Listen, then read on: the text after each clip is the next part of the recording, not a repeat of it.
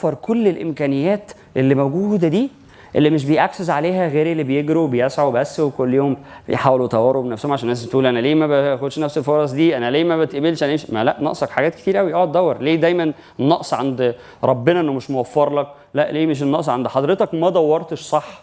ده علم، ده حتى باي ذا واي يعني في الماركتنج الريسيرش ده ميثودولوجي، ده علم هتتبعه عشان تعرف تدور. انت لما تيجي تدور على حاجه وانت بتعمل ريسيرش، وده بيواجهه طلبات الجامعه في الجراديويشن بتاعهم، ايه اكبر مشكله؟ بتتسحل. تيجي تدور على ريسيرش لحاجه مثلا، يعني داخل تدور على حاجه في ميكانيكال انجينيرنج عشان بتعمل مش عارف بروجكت مش عارف ايه، فبتدور على الحاجه اللي ريليتد بكذا، فوانت بتريسيرش تبص تلاقي نفسك في الاخر طريقه عمل الكنافه طالعه لك.